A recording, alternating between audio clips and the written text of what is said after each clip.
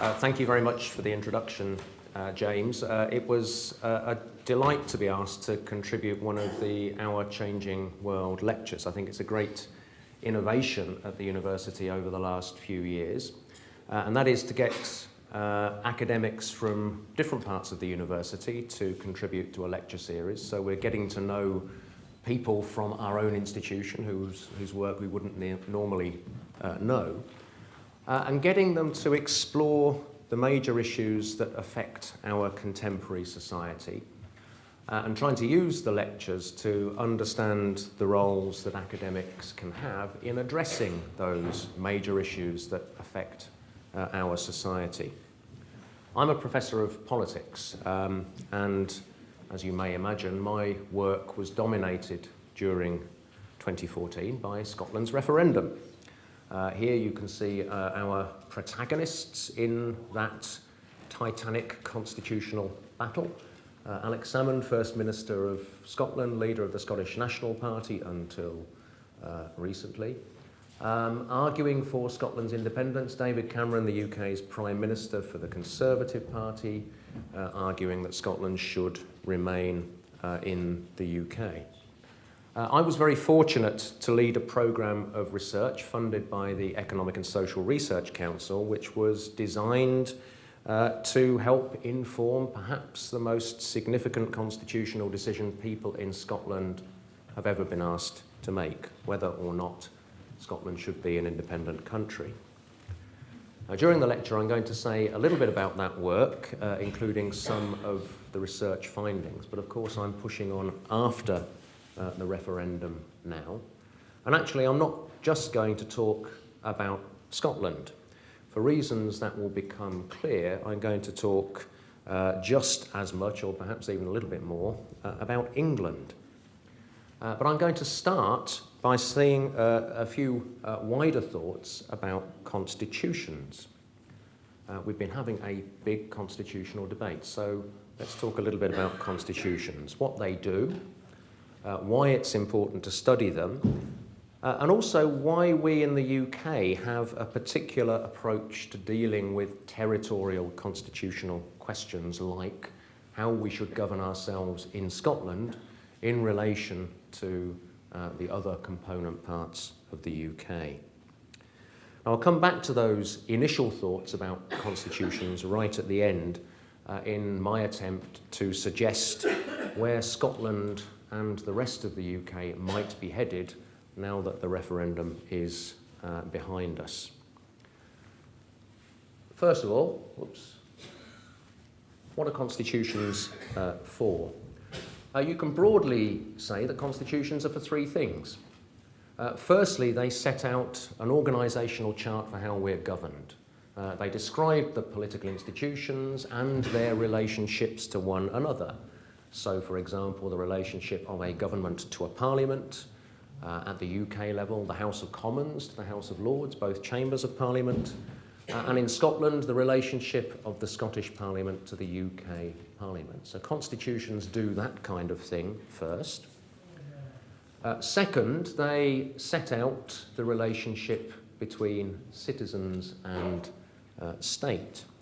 In part, that's about setting out the rights that citizens have and the limits to those rights. In part, it's about setting out the limits of the power of the state in relation to the citizen. In part, it's about setting out the processes by which citizens express their views. And all of those things, citizens' rights, the limits on the power of state, the process by which citizens engage in politics, all shape the extent to which citizens have or feel they have a share in power. And that's a crucially important point. If citizens feel they have power, feel they have a say, feel that the system is responsive to them, then that's when a democratic political system is stable and successful. So, relationship of citizen and state, the second point. Third point's a bit vaguer, a statement of values. This is often not described in a direct way in a constitution. The constitution as a whole gives a sense of the purpose in which political institutions and citizens are joined in pursuing. Some constitutions do this in their preamble. Two examples here. The first one, you can see some of the founding fathers. There were no founding mothers of the United States of America at Philadelphia, coming up with those words: to form a more perfect union, ensure domestic tranquility, provide for the common defence, promote the general welfare, and secure the blessings of liberty to ourselves and our posterity. A kind of values statement for the institutions in that organisational map and for citizens in the way that they engage in the political process to work for those noble things. Second example is the preamble to the German Basic Law, the Grundgesetz, which was written in the late 1940s after the horrors of the Third Reich. And you can see there's an attempt to set out a fresh start, conscious of their responsibility before God and humankind, animated by the resolve to serve world peace as an equal part of a united Europe. This was a statement that the institutions of the new West German state and the citizens of that state would participate in politics, in European politics, in relations with Germany's neighbours in a new and different way. Now, I'll come back at the end to the question of whether the UK has something which is equivalent to those kinds of statements of values that you see in the US, the German, and many other constitutions. Now, of course, all these three components of constitutions change over time. Through to the 1950s, the biggest demands, the biggest drivers of constitutional change in Western democracies were about class. They were about the extension of citizens' rights from the monarchy and the nobility, first of all to the new class of industrialists, then to the wider middle classes of the market economy, and finally to the working classes, a process which in Western liberal democracies really only came to its conclusion after the Second World War. Since then, the major source of change in Western constitutions has to do with what we have come to call territorial politics. That is, the decentralisation of decision-making powers to regions, provinces, devolved institutions, whatever they're called in a particular state. Something which is changing the organisational map of the Constitution. And you can see something of that in this last slide, which is a bit of reform counting. These are the changes to the territorial distribution of authority in 50 OECD states from 1950 to 2006. So lots of different constitutional reforms, changing the relationship between central and some form or other of devolved government. The purple bars count the number of reforms which increased the power of devolved units. The pale cream bars, the number which decreased the power. And you can see the general message that in most places the direction has been to increase the power of the devolved level of government. There's been a mix of reasons for that. The first main set of reasons have to do with the fact that central governments often don't operate at the right scale for some of the things that we expect the state to deal with. One obvious example would be refuse collection. You don't think generally that that's a role for central government. Education is often seen as a role for devolved governments. Defence, by contrast, something which central governments do. So a shifting balance related to different functions in different policy areas. A second set of reasons have to do with a growing sense that central governments were not capable of reflecting adequately the distinctive identities and interests of territorial communities within the state, like, for example, Quebec, Catalonia, and indeed Scotland. Now, there are different ways of going about managing such changes in the territorial distribution of power within states. France is one example. Every now and again, France has a comprehensive reform. It redraws the map. It re-establishes some level of government with exactly the same powers everywhere in that wonderfully efficient, centralised French way. In Spain, by contrast, each region or autonomous community, as they're known, is able to propose to the central Spanish Parliament in Madrid new powers it would like to have, irrespective of what other autonomous communities in Spain want. It's a free-for-all process, in a sense, as long as the central level agrees. Now, in the UK, we've been rather more at the Spanish end of that spectrum. We deal with our territorial politics very much in a piecemeal way. We look at the relationship of Scotland or of Wales to central government. We think about it, we reform some aspect of that, and then at some later point we think about Northern Ireland, we think about England. There is no grand plan in the way that is typical of a place like France. So this is what we get, a series of reforms in sequence, not as part of a grand process. Firstly, Northern Ireland. In recent years, the Assembly was established in 1999. It was suspended out of operation for the period 2001 to 7. It came back into operation in 2007 with additional powers. Sets of reforms which were dealt with completely in isolation from reforms, for example, in Wales. Wales is quite remarkable. We are now looking at devolution Mark IV in Wales. The Assembly in Wales was established also in 1999. We had a new Wales Act in 2006. We had a referendum in 2011 which introduced devolution Mark III. And now proposals are under consideration for devolution Mark IV. All of that in isolation from what's been happening about the government of England. In England, we've seen the establishment of London government in the year 2000. We had various attempts by the then Labour governments to establish regional level institutions across England, which ended in failure in 2004.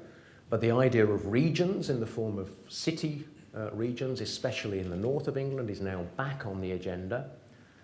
But also on the agenda, now in a very serious way, is the idea of English votes on English laws, which has become known by its acronym of EVIL.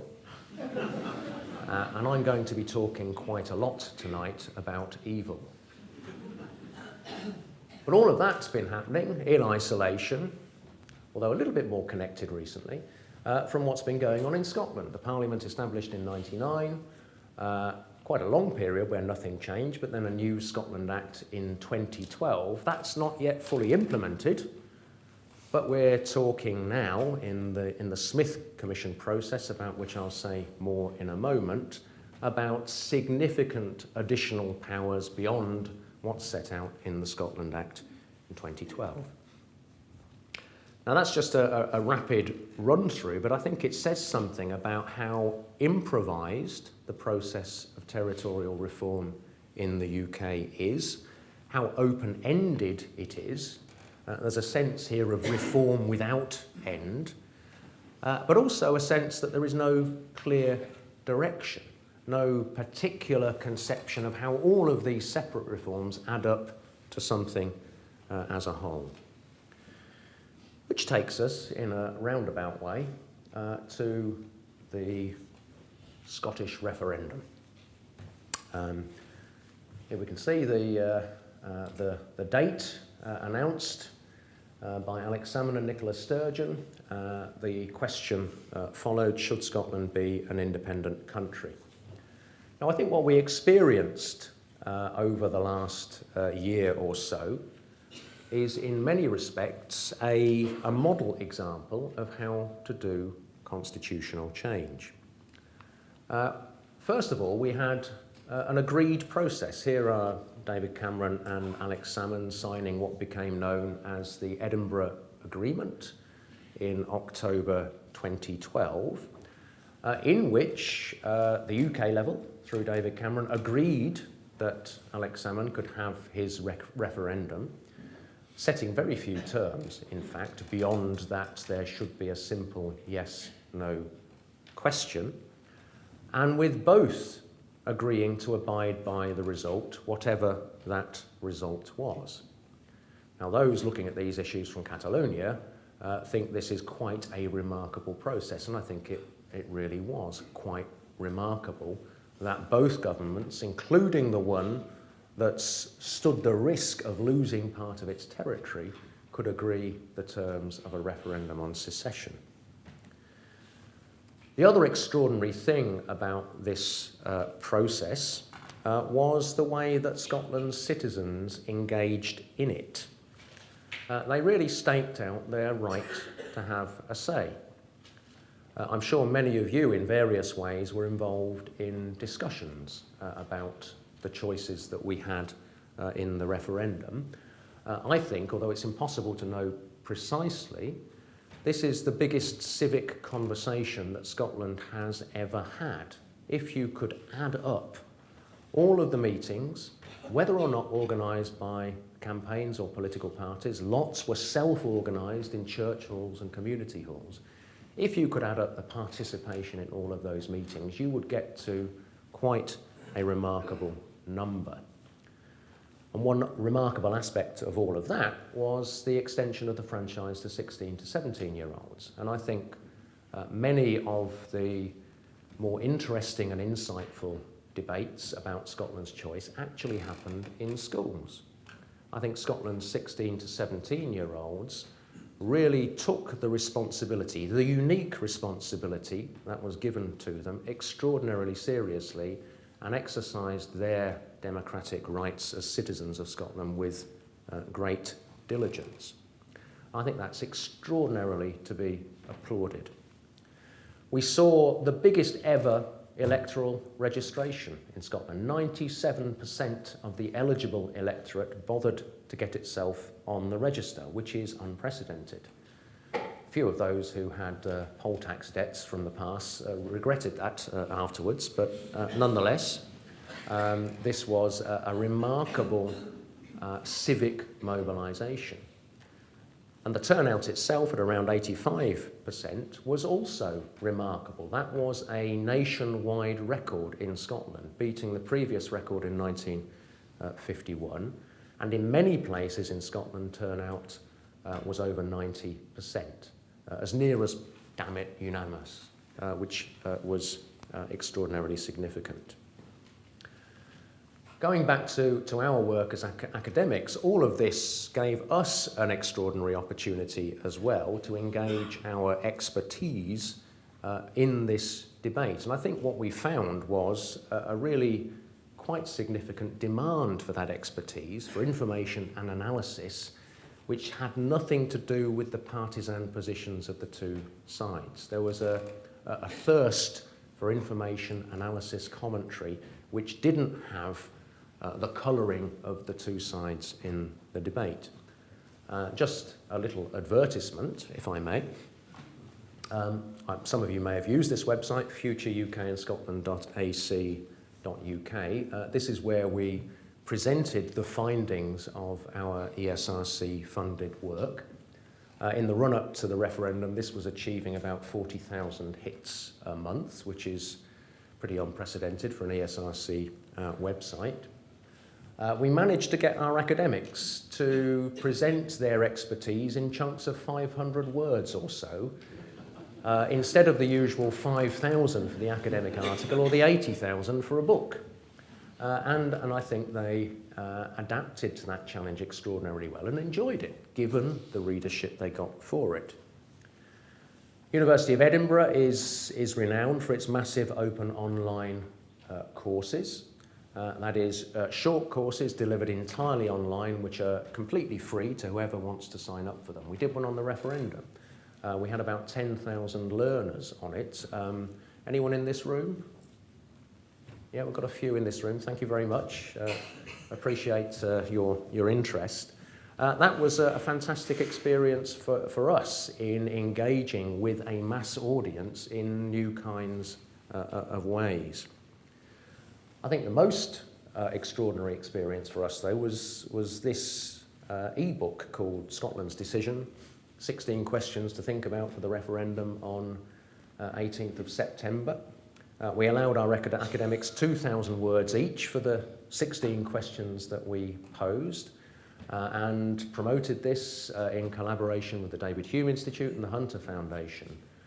In the end, we're not sure entirely of the number of downloads of that e-book we had, but it was significantly over 100,000. Now, I am quite sure that in the rest of my academic life, I am never ever going to get 100,000 people to read something that I have written. If we'd have put this out in hard copy, we would have shifted about 1,000 maximum, I think. We extended our reach 100-fold. An extraordinary experience for the academic community in engaging largely with people, I think, like you. So an extraordinary issue, an extraordinary period, and this is how it all turned out. We have our question: should Scotland be an independent country? The answer to that was no. 55.3% said no, 44.7% said yes. We counted votes in Scotland by local authority area. We have 32 local authorities. Only 4 of them said yes in their majority. 3 in Glasgow and around, and 1 in Dundee. Interestingly, these are not traditional areas of SNP strength. They're traditional areas of Labour strength, and I'm going to come back to that point in a little while. But only 4 out of the 32 areas said yes. As I said earlier, both sides had agreed to abide by the result. And in earlier discussion, which has been repeated by him on a number of occasions, Alex Salmond had said, okay, if it's a no, don't want to know, but if it's a no, then this is a question that will only be asked once in a generation. So, in the end, a quite decisive result. 28 out of 32 local authorities saying no, both sides agreeing to abide by the result. Alex Salmond says we're not having another one for a generation. So that's that then, which would be a little unfortunate, less than halfway through the lecture. And as you might imagine, I don't think that is that. And I think actually we are somewhere near the end of the beginning rather than at the end of the process. And that's not to call the outcome into question, as some on the pro-independence fringe have been doing, but to make the point that while one question was closed off by the result, others opened up.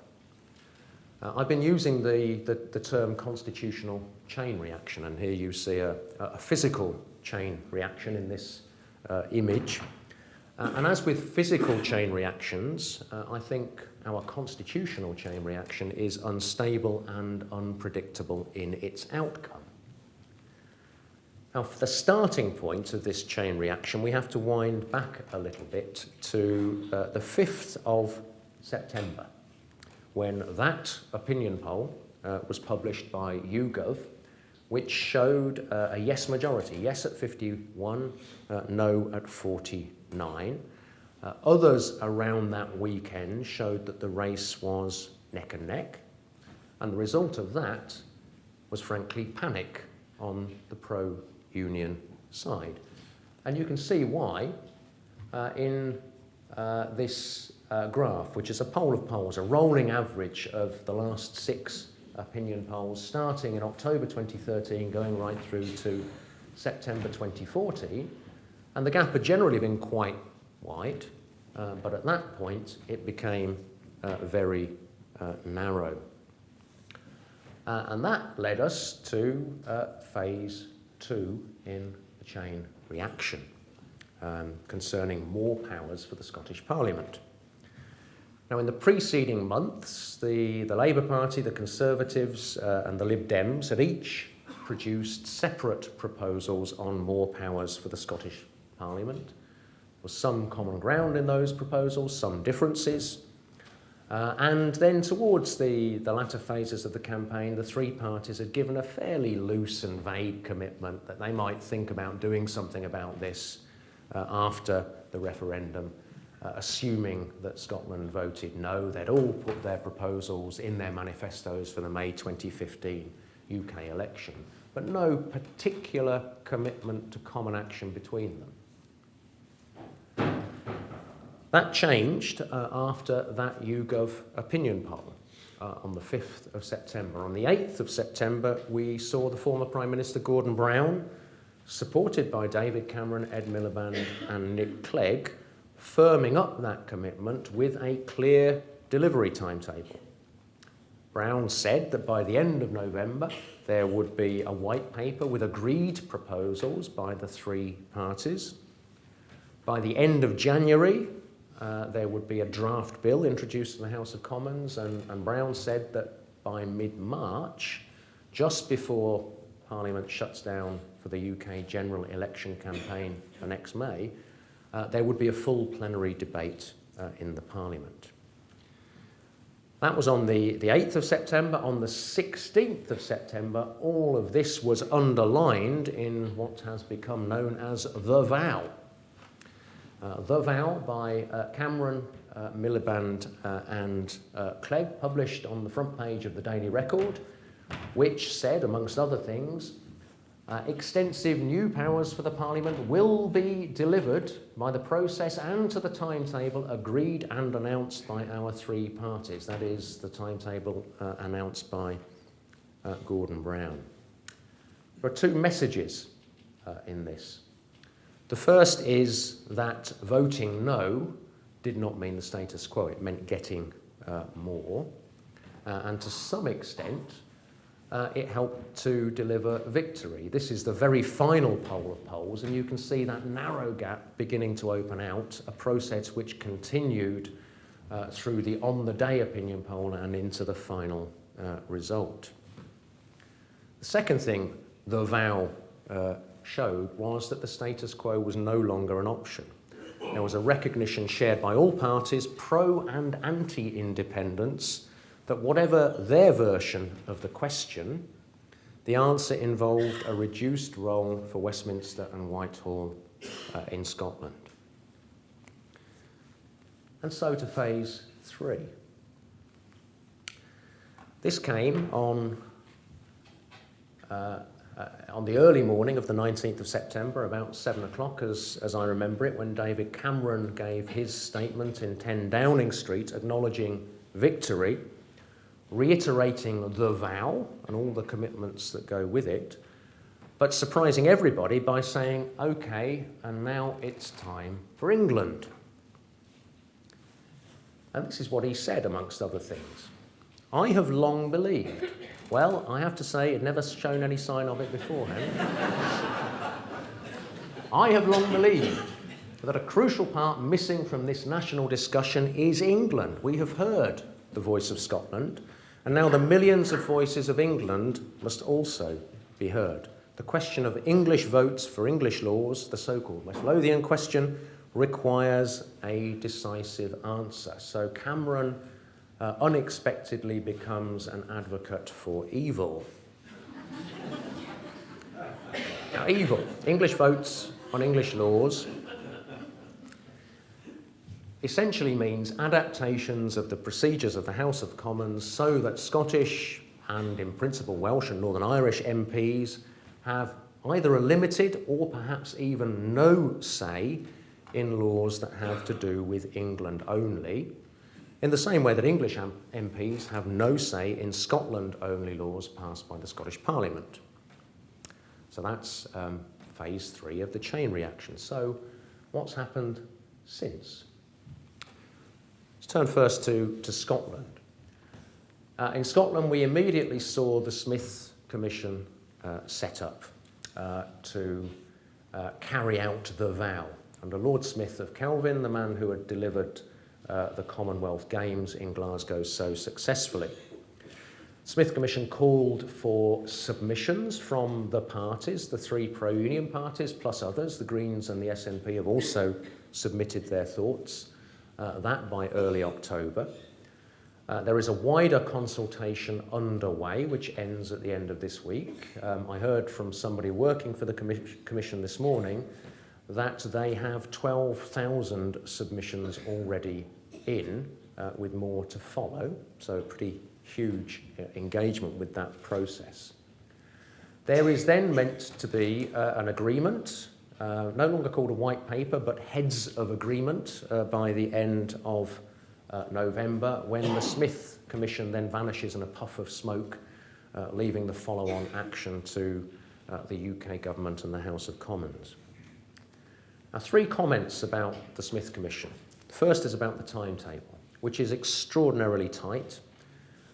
There isn't really an opportunity for public deliberation. 12,000 submissions is pretty impressive, but there is really no opportunity for that kind of engagement that we saw during the referendum process, where we saw meetings all over the place, conversations all over the place. I think that's a matter of regret. I think it's also a matter of concern. We do, I think, in constitutional change, need citizens to feel that they have a say, to feel that their views count. I'm not sure that's guaranteed by this process. Second comment qualifies that slightly in the sense that some political parties, and in particular the SNP, have seen an extraordinary surge in their membership. The SNP is now nearly 4 times as big as it was on the day of the referendum. It's got over 80,000 members now. It's now the 3rd biggest party in the UK. It's a party which contests only 10% of the UK. It's now the 3rd biggest party. The growth in membership, as far as we can discern, has happened primarily in those areas which voted yes. Areas where the SNP, I think now quite clearly threatens Labour dominance in and around Glasgow in places like Dundee. Which takes me to my 3rd comment about this process, and it concerns the Labour Party again. The Labour Party is the party which has put the most cautious proposals to Lord Smith. It's done so largely because of resistance among MPs for the Labour Party at Westminster to the idea of additional devolution. The other end of the spectrum, the SNP, has put forward the most far-reaching proposals, exerting, in a sense, a gravitational pull on the debate, which is straining the common front of the anti-independence parties. I think the phrase "better together" is a rather faded memory now. And it's exposing Labour's position. And we saw the consequence of that in the resignation of its leader, Joanne Lamont, amid extraordinarily strong complaints about the UK level party and the level of autonomy it gives to the Scottish party. I think that puts us into quite an extraordinary situation where the losers of the referendum, the SNP, now 3 or 4 times as big as they were, appear much more like the winners of the process. And the winners, the Labour Party, is in such disarray, it has the visage of a loser. Okay, England. What's happening in the English debate? Why evil? Why did David Cameron become an advocate for English votes on English laws? I think there are 3 reasons for this. The first, it's heaping trouble on poor old Labour, but the first was a tactical ploy to put pressure on the Labour Party in England, as if it didn't have enough to worry about in Scotland. Now, evil would limit the role of MPs from Scotland, and Labour currently supplies about 2/3 of them. The Labour Party is weaker in England. If one implemented evil in those circumstances, that would make stable Labour majority government across the UK as a whole harder to achieve. And this is, of course, something that David Cameron has noticed. Labour, therefore, is not very keen on evil, but in appearing not keen on it, it's running the danger of appearing anti-English if it opposes English votes on English laws. It's a kind of double whammy here, with the SNP invigorated and the Conservative Party putting pressure on Labour in England about the expression of the political will of people in England through English votes on English laws. So, why evil? First of all, it causes trouble for Labour. Second of all, and I think this is by far the least important reason for David Cameron, it's popular. It's what people in England appear to want. With colleagues at Cardiff University, I and colleagues here, Elsa Henderson and others, have carried out survey research over the last few years in England on English constitutional views. And what we've found is genuine and deep dissatisfaction with the way that the UK political system deals with England. And we have seen the emergence of evil as the clearly favoured way of addressing that dissatisfaction. We can see this in two ways. Firstly, by ranging evil against other constitutional options in the same question. We did this in three ways in the latest survey, which we did in April this year. Options: status quo, evil, regions, English Parliament, English independence, in various combinations. Two things which are very clear in this is the low level of support for the status quo. We can get it to 25% maximum in England. And then secondly, that evil is the front runner, whichever set of options that you produce.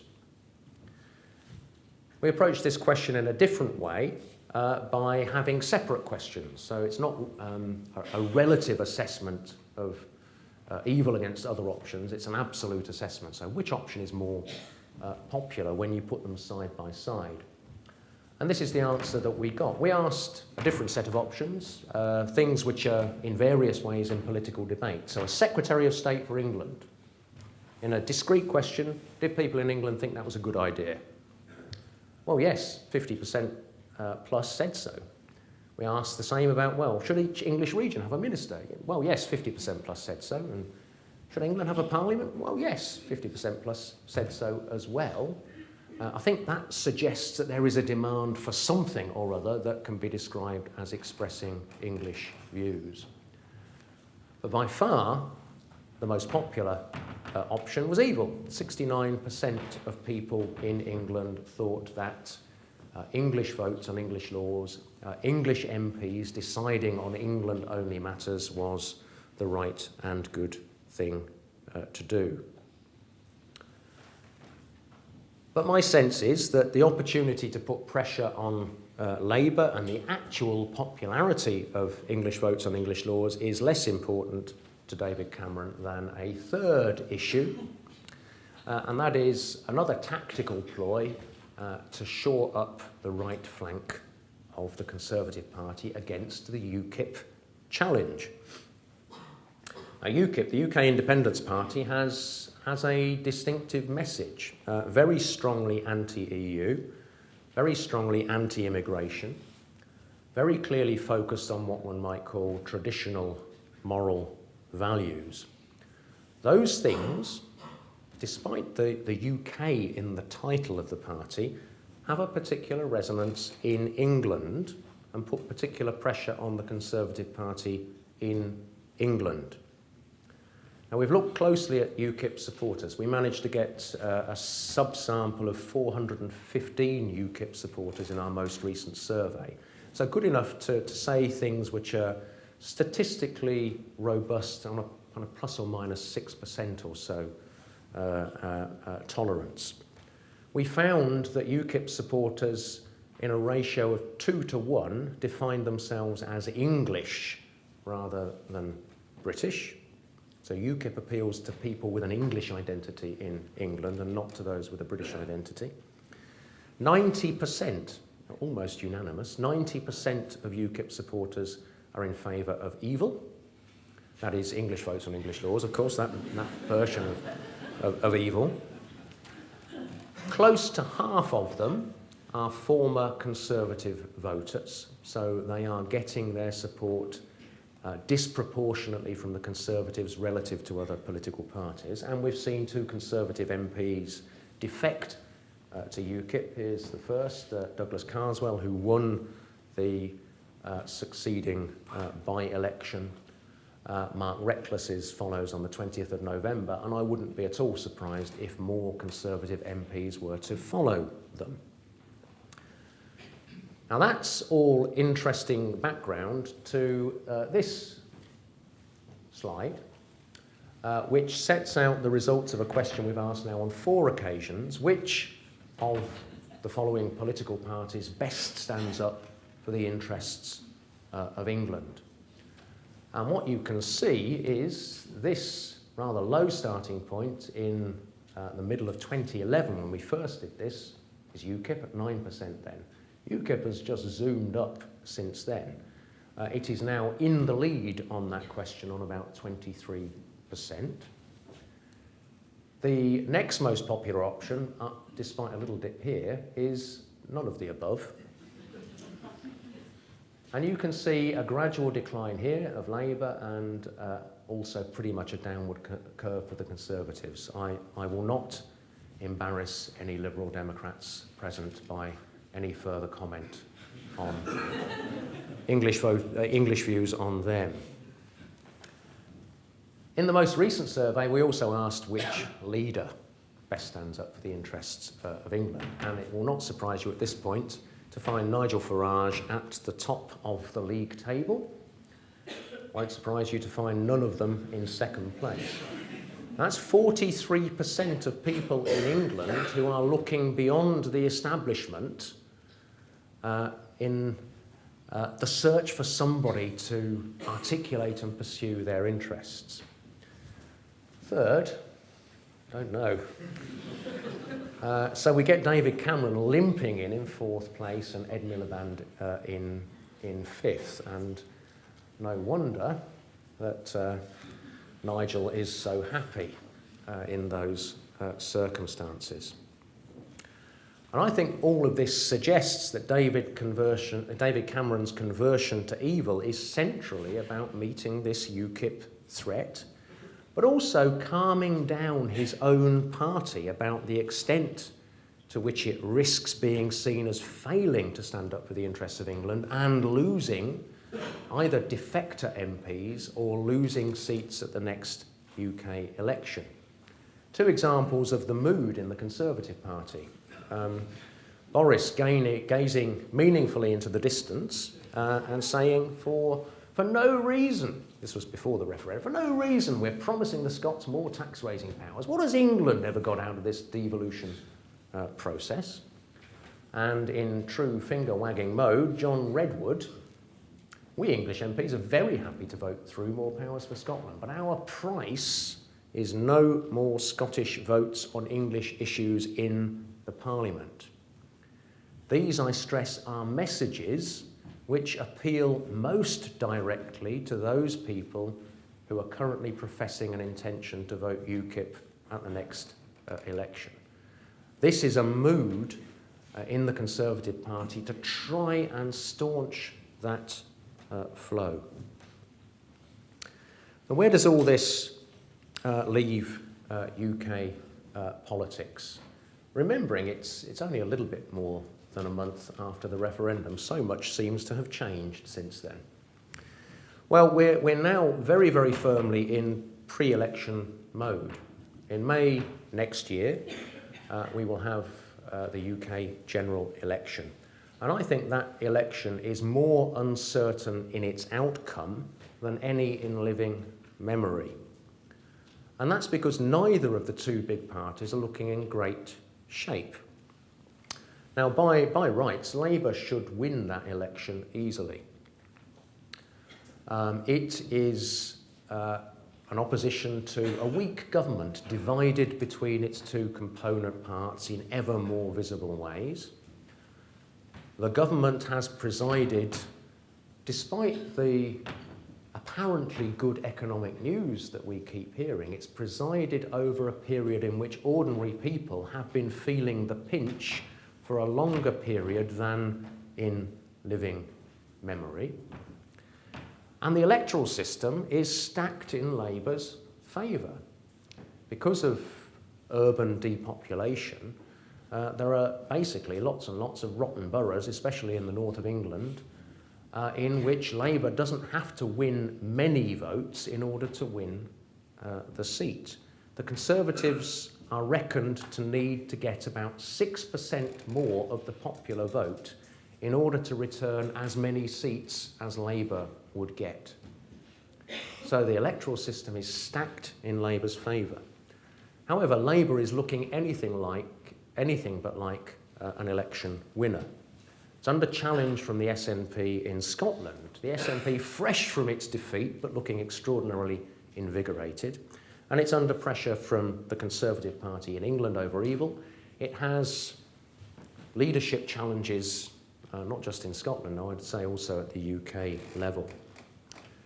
Then the Conservatives are clearly under pressure from UKIP. UKIP seems to be at about 19-20% in the polls in England at the moment.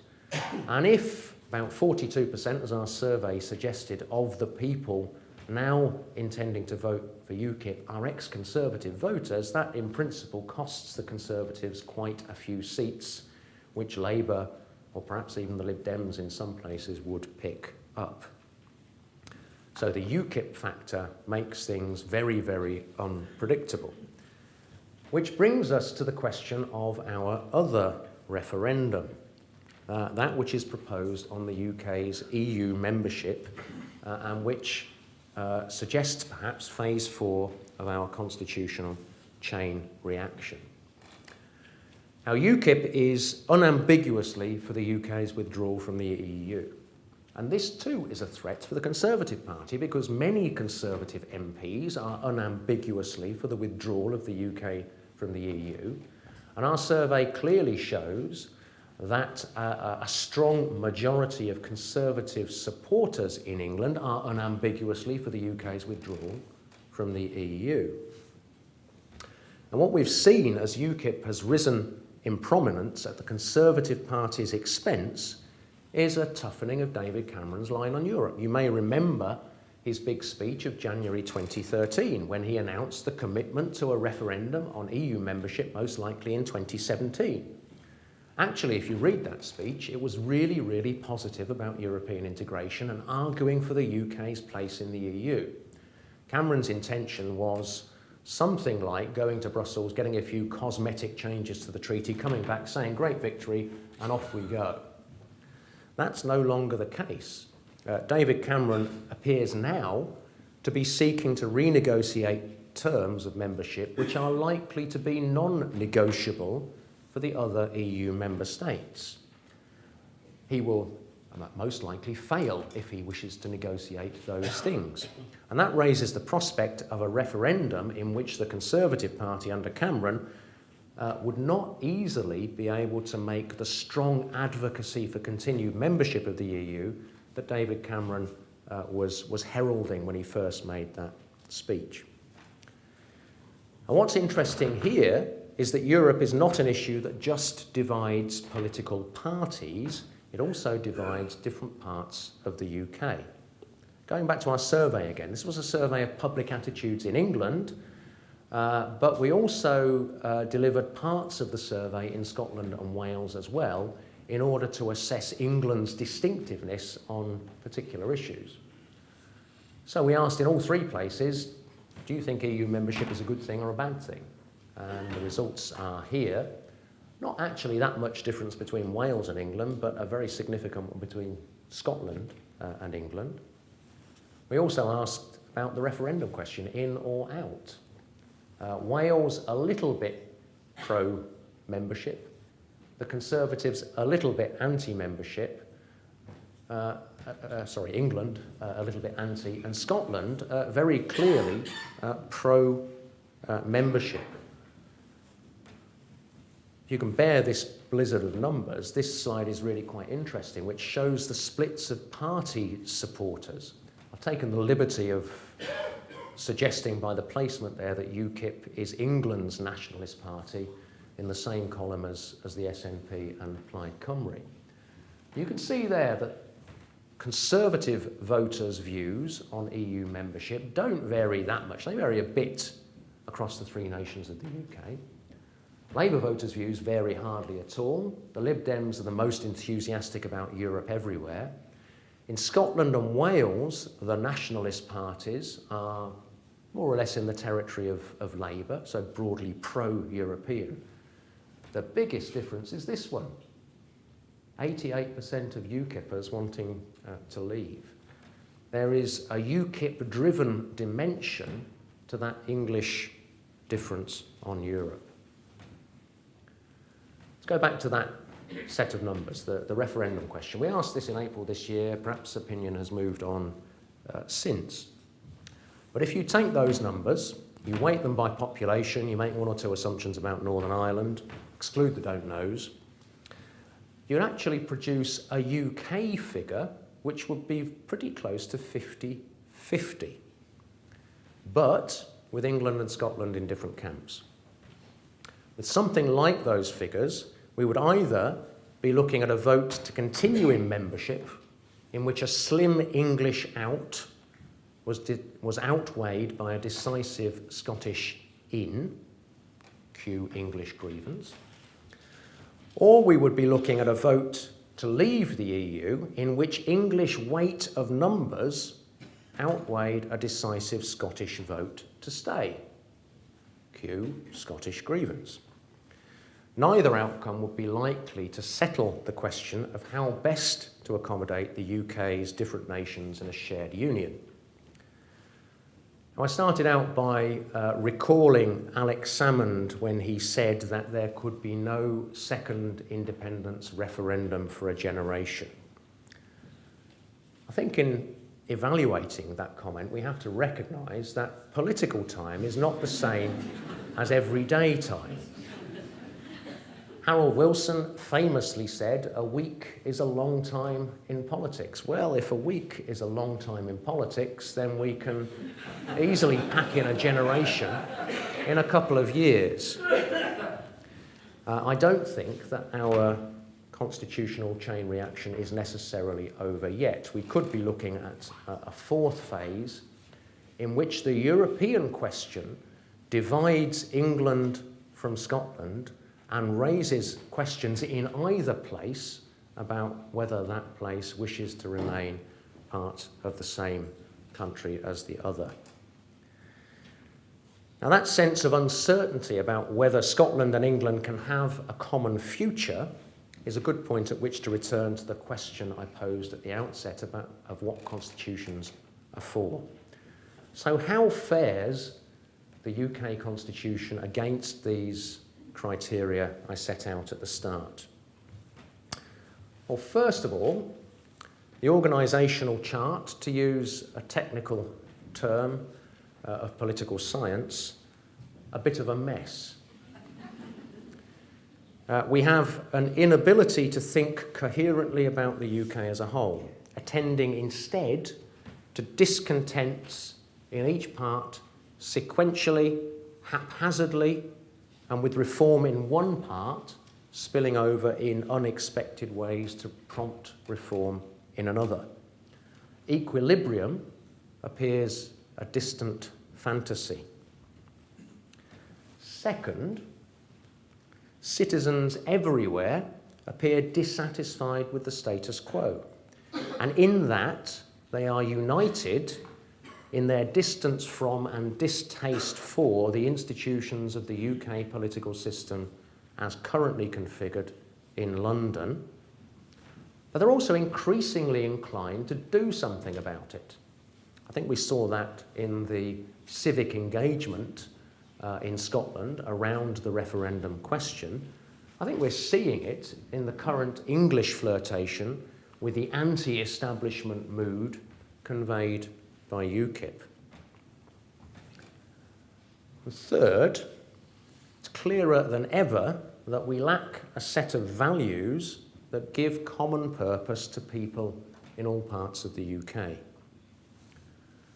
We saw this in the referendum campaign, in the failure of the no side, though it really did try to produce a compelling positive vision for Scotland staying in the UK.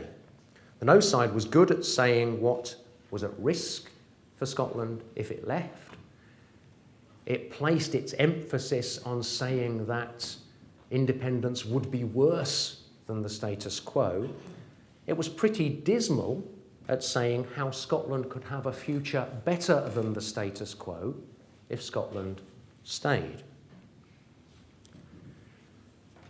We've seen this absence of a set of values to give common purpose also in the way that this constitutional chain reaction has led the interests of one part of the UK to be defined against the interests of another part.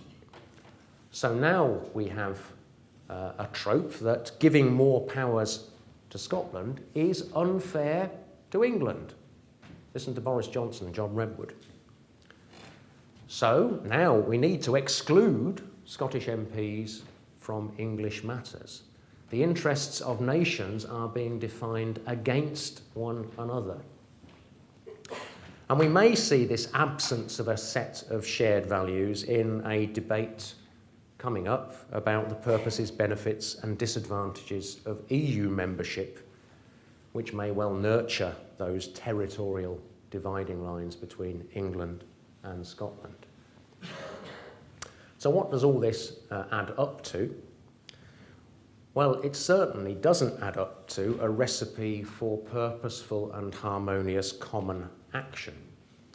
What I think it adds up to is a recipe for ever looser union, a process in which, whether through future referendums or simply through further sequences of piecemeal and haphazard constitutional reforms, the nations of the UK grow ever further apart. Thank you very much.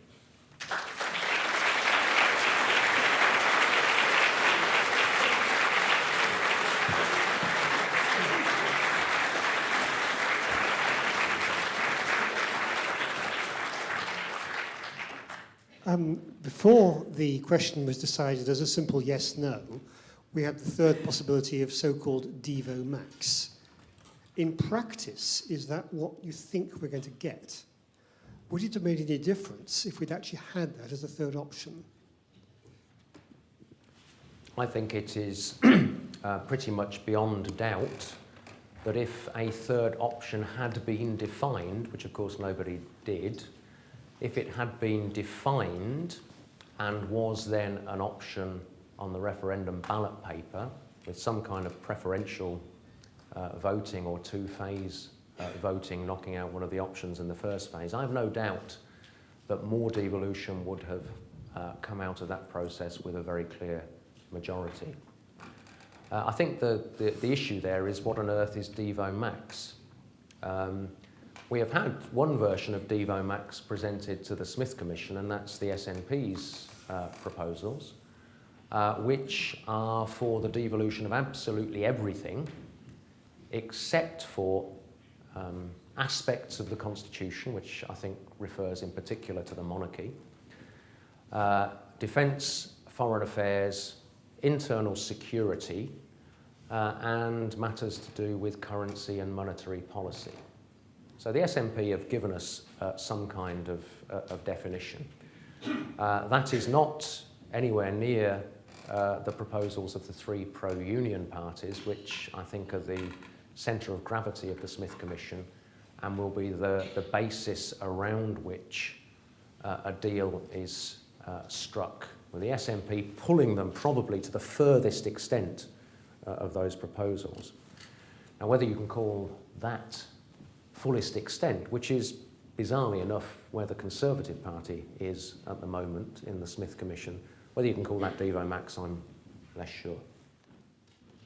Professor, thank you for your very insightful presentation tonight. And I'm wondering, could you elaborate or explain more about the dramatic surge of the membership of SNP after the referendum? Because unlike what happened after the unsuccessful 1979 revolution, when the SNP endured a defeat in the coming general election. But now it seems that the SNP has achieved another peak in Scottish political arena, even though the yes vote is not carried out. And my second question would be, if the SNP could win the majority of the Scottish seats, return to the Westminster Parliament in the next general election, and what kind of overall impact will be towards the overall British politics, especially in those topics which traditionally care about by the SNP supporters, such as the immigration issues, EU policies, or the devolution project. And if the SNP became a pivotal presence in the Westminster, could it be a nominal supporter for the English devolution, but at the same time feel very reserved about the idea of evil? Thank you. Thank you. We've seen in past UK, or the comparison between UK elections in Scotland and Scottish Parliament elections in the devolution era, a distinction in the voting behaviour of Scots. Scots tend to switch from Labour to the SNP for Scottish Parliament elections and back again to Labour for UK elections. Now, we don't know how far that pattern has been disrupted by the referendum. It may have been swept aside, it may re-establish itself. I would doubt that the SNP would be getting a majority of Scottish seats, and that's probably beyond even the most optimistic SNP projections. Because in many of the seats it would need to take from Labour, it's carrying a deficit of about 20% of the popular vote. That's an awful lot to make up. It might do. And one of the signs of that is indeed the surge in membership that it's seen since the referendum. That membership, I think, is primarily from some of those groups which became energised around the Yes campaign, but were not part of the official Yes campaign. For example, the Commonweal grouping, the Radical Independence campaign, and the National Collective, which I think harnessed political enthusiasm of people who had felt marginalised from the political system beforehand. I think most of those people are in the west of Scotland, urban west of Scotland, in and around Glasgow. Now, that could mean that in areas like that, the SNP could make further strides in challenging Labour strength, but probably not enough to win a majority of Scottish seats. If it did win a majority of Scottish seats, I think we would be very quickly into the territory of claiming, the SNP claiming that this is a mandate for reopening the independence question. But I think it's extraordinarily unlikely that that will be the case. You have referred to evil and you brought in England, so my question is about that. I'm not sure whether you have attempted to break down your comments on England into the English regions, but I think that's going to be extremely important. And although the regions refused or voted against having regional parliaments of their own a number of years ago, I think things have changed very much. The city-states are going to push for it. What that will do to the landward areas, I don't know. But I wondered how much you've considered that. Here we go.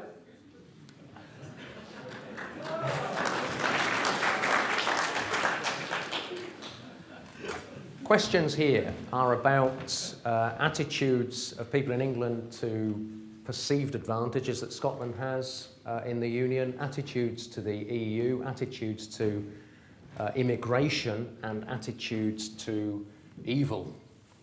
And what you can see quite clearly, with one partial exception, is that there is no difference by region in the views of people in England on these questions which appear to prompt constitutional dissatisfaction in England. It's quite remarkable. The sample sizes, with the exception of the northeast, which has a small population, are reasonably respectable. They're all getting up to 400 and plus.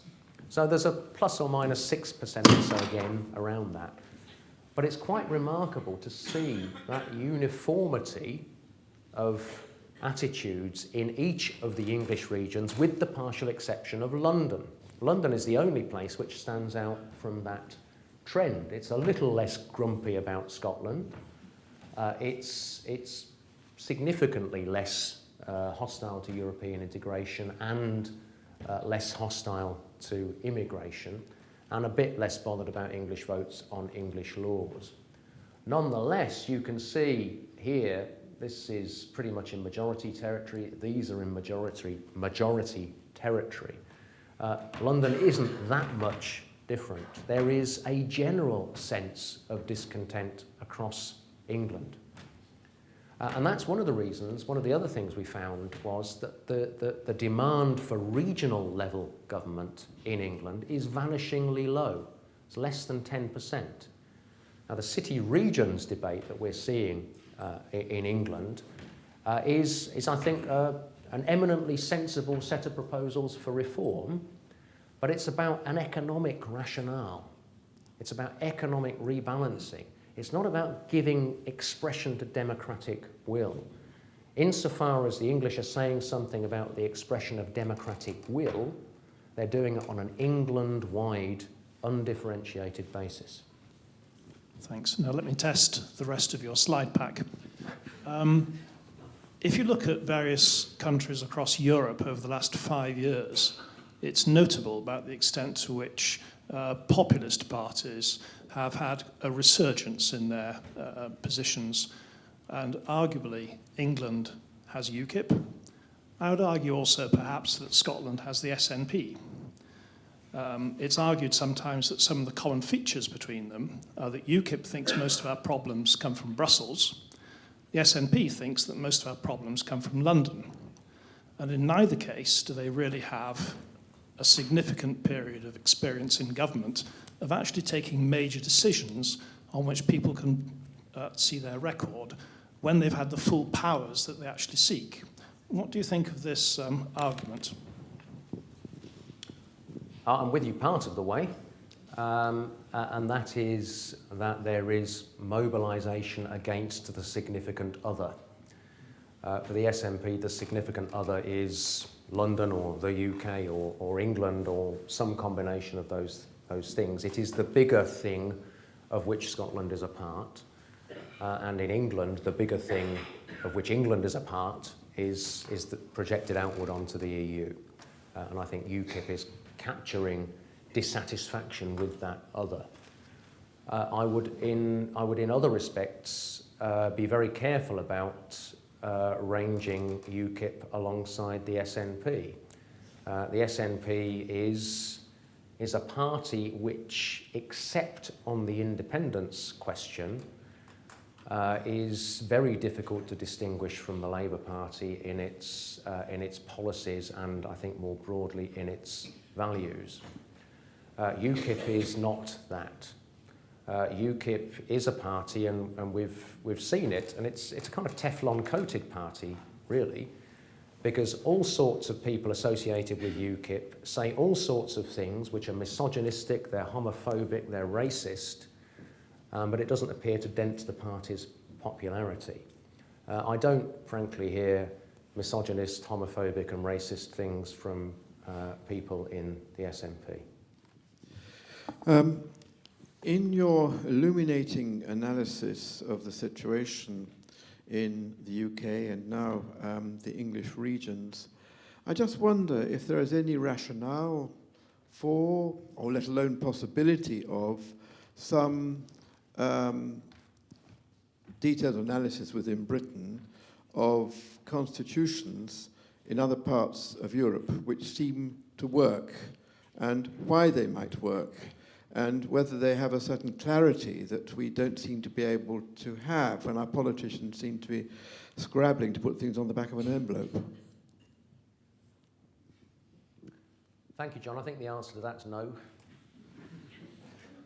I think I've been looking at these issues of piecemeal territorial constitutional reform for the last 15 years, and I spent a time about 10, 12, more like 12 years ago, saying, look, hold on. If you want to manage this process of the UK, you've got to think about the UK as a whole. That may mean a different approach to the division of powers, including some sharing of powers. It might need to involve some institutionalised input of the devolved institutions at the centre of UK government in Westminster and Whitehall.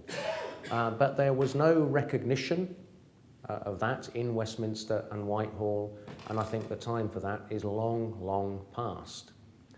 We are now in a situation of haphazard, asymmetrical devolution where we tinker with one place, we realise it annoys people in another place, we tinker there, and the process goes on. And in a sense, there isn't that much the UK Centre is able to do about it. The UK Centre has shown no capacity, with one exception which I'll come to, no capacity to do what other decentralised states do, and that is actively manage and trade off and secure common purpose with the various devolved parts. The only part of the UK which manages in some sense to do this is Her Majesty's Treasury, which does it not through coordination processes and negotiations, it does it through control of purse strings. However, we are now in a situation where the control of purse strings is effectively that which is the subject of devolution debate in Scotland. What the Smith Commission is going to come up with may come up with various other things, but the heart of it is going to be additional tax devolution. That is the devolution of tax-raising responsibility from the UK Treasury to institutions in Scotland. We're seeing a similar debate now in London. Boris Johnson would love tax-raising powers. We're seeing that debate leak into the discussion about city regions in the north. There is a sense that the hegemony of the Treasury is now under challenge, and that final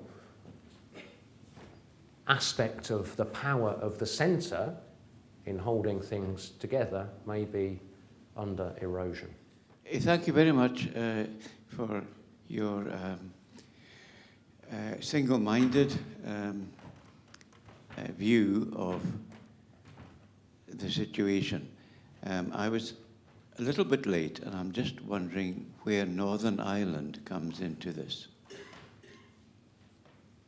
Okay, thank you. I'm sorry, I gave one brief slide to Northern Ireland, which you may have missed, but I didn't focus on Northern Ireland or on Wales particularly as I went through, and that's more about the pressure of time than anything else. I would say in the Welsh case, we have seen also a sense of the territorial interests of Wales being defined in opposition to the territorial interests of Scotland. And that was around the commitment in the vow of the party leaders not to touch the Barnett formula. I don't particularly believe that. However, the Barnett formula is deeply unpopular in Wales because it is perceived to deliver less public spending per head than objective need would suggest is needed in Wales. So Wales gives another example of the way that the UK is fragmenting into territorial interests.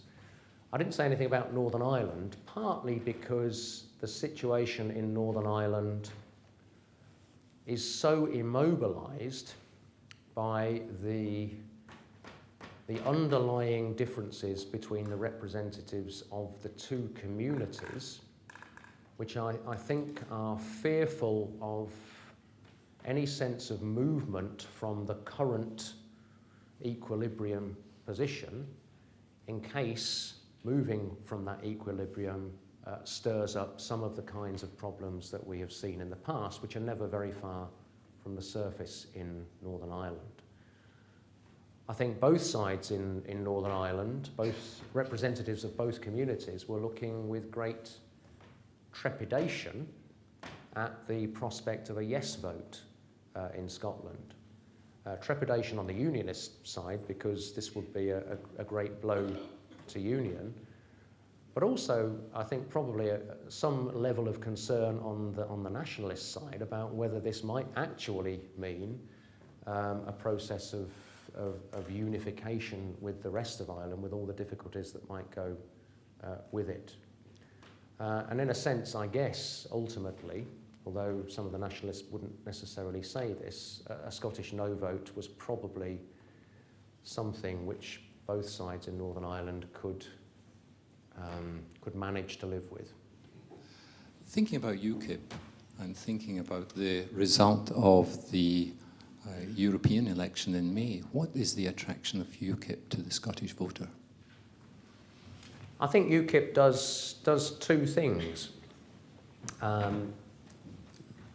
One is, forgive my language, to say up yours to the establishment. And I think part of the vote for UKIP generally, and certainly in the European election, which voters often use to say up yours to the establishment, was precisely that in England as in Scotland. There was a sense of protesting against those in power, whether that's David Cameron or Alex Salmond. But I think what's clear from the research that we have done is that UKIP has a distinct social base in England, which it cannot have in Scotland because it mobilises the people who feel most English in England. And we don't have lots of people in Scotland who feel most English in Scotland. So it is, in essence, an English phenomenon at its core, but capable of mobilising anti-establishment protest in other parts of the UK. I would not expect to see UKIP do well in the next UK election in Scotland. The opinion polls have UKIP at very low numbers in Scotland, but at something approaching 20% in England. And I think that's probably a better reflection of UKIP's territorial appeal than the European election was. I was just wondering what you thought would be the definable issues for the electorate in the next election, having seen what you've been talking about. And also, do you think that the first past the post system now makes it very difficult for people to change things in the Westminster without any part of proportional representation? And also possibly the Scottish Parliament needs a second chamber to have some real control over things? I think you've got lots of stuff going on there.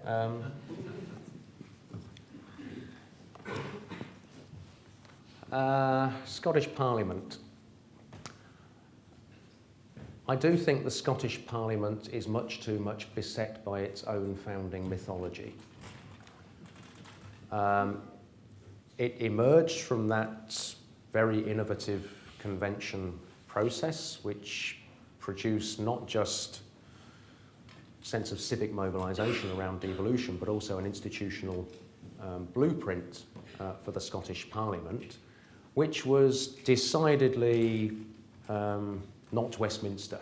We want a Parliament which is not Westminster, which will work cooperatively across parties, which will decentralise power within the Parliament to the committees and all sorts of other things. It has been extraordinarily disappointing in matching up to those objectives. I think it believes, corporately, it does those things. I'm not sure it does those things. I'm not sure the answer to that is significant institutional change like a second chamber, or, as we sometimes hear, we need more MSPs so that we can manage all of the business. I think it needs a hard, honest look at itself and to seek, first of all, before institutional change, reform from within. You were asking what the issues would be in the next UK election. I think the main issues will be typical issues: economy, health, education, and so on. But there is a sense that this time constitutional questions may be higher up the list than they would typically be. Because I'm pretty sure that Europe is going to be a big theme. How far this engages with concerns at the top of voters' lists is less clear, but I think there's going to be a big partisan debate about Europe, which may well have some effect in shaping voting behaviour. There is scope as well for constitutional questions to play a role in different ways in England and Scotland. The Smiths Commission will produce its heads of agreement by the end of November. That will produce some kind of draft legislation in the new year. It may well be that legislation is presented as nowhere near enough by the SNP, a betrayal of the vow, not going far enough towards these pledges of federalism and home rule and whatever else. And it may well be that voters in Scotland share some of that viewpoint. And it may well be that Labour finds itself boxed into a place in England if the Conservatives manage to get the idea of institutional recognition for England into the debate, where it is boxing itself into a difficult corner. Labour has often tended, Labour in Scotland, and therefore the reliance of the Labour Party at the UK level on Labour strength in Scotland. From that perspective, the idea of giving the English a say is seen as something terribly inconvenient and rather unfair. Why on earth should that disturb the kind of equilibrium that we have, where Labour's strength in Scotland has a significant influence at Westminster? I think there's a danger of that unravelling and becoming a significant issue. So I'd say probably economy, health, education, etc., immigration as well, but perhaps more constitution than we are used to. I think it's unlikely we'll see a single-party majority. And I think that says something about the weakness of the two big parties. They need to get into the mid-30s or higher in order to have a chance of a UK-wide majority. And it may well be that neither of them gets there. Charlie, as ever, thank you very much for your talk. Going back to the question of the devolution of taxation, to what extent and over what range of fiscal powers do you think there will be change, and on what timescale? And how would you rate the advantages and disadvantages and problems of transition? And on the question of the second chamber, how can the Scottish Parliament in the future have stronger checks and balances over and above the committee system, or how should that be strengthened? Well, Anne, you're always good at getting the last word.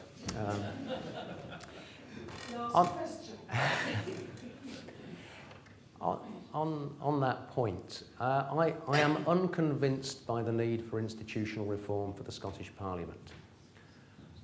I think the Scottish Parliament could do something which could well do something to its benefit, which goes against that founding mythology, and that's to look at the practice of the Westminster Parliament, which in some areas, and in particular in the work of the select committees, is miles ahead of where the Scottish Parliament is.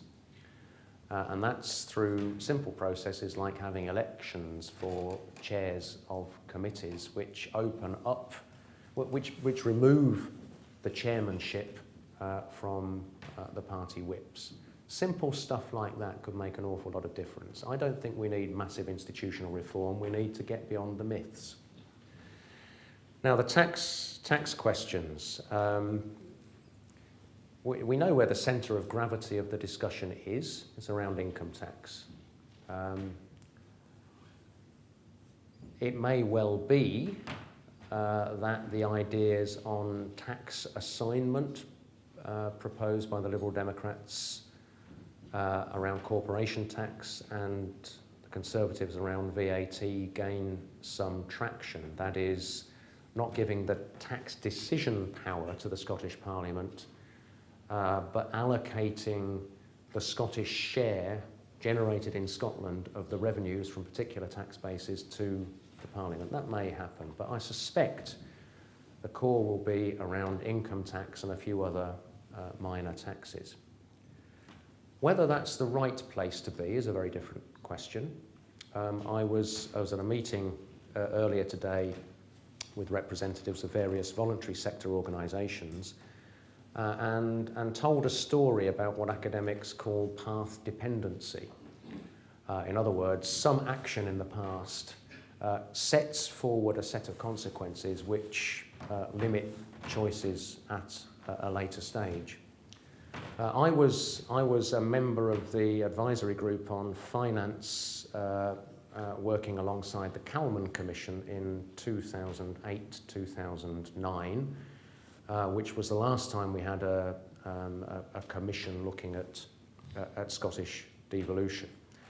And that commission had been charged with looking in particular about fiscal devolution to add a measure of accountability to the Scottish Parliament's decision-making by making it tax voters. One day, a member of the advisory group, David Bell, who many of you will know, said, "Oh, I've got a Canadian friend coming over who's an expert on fiscal matters, somebody I know as well, called Francois Vaillancourt." So Francois was invited to a meeting of the advisory group, and linked to that by video link were members of the Kalman Commission as a whole. Francois Vaillancourt is a fine fellow, very charismatic, and he said, I think more or less off the top of his head, what you guys ought to do is to take 10p off each of the tax bands of income tax and reduce the block grant by the equivalent amount of cash, effectively forcing the Scottish Parliament into an income tax decision to raise sufficient income to cover Scottish Parliament's expenditures. And that is what we have coming into force in 2016. A random engagement with a visiting Canadian economist which produced an idea which others then latched onto and which has then set the agenda for the current debate, which is primarily about how much income tax devolution. Conservatives and Lib Dems say all of it. Labour is doing a kind of Vaillancourt plus at the moment, though it may move on from it. And what I'm saying by that is I think we're stuck in a path-dependent situation where it will be very hard to move the debate beyond income tax, because that's the debate we have, courtesy of dear old Francois. One final comment on your question, which I think you were signalling, and that is how on earth and how quickly do you implement whatever it is that the Smith Commission might come up with? Bearing in mind we have a Scotland Act 2012, and the income tax part of that is not coming on stream until 2016, so it could be a few years. I wanted to make a different point on implementation, which I think is fundamental.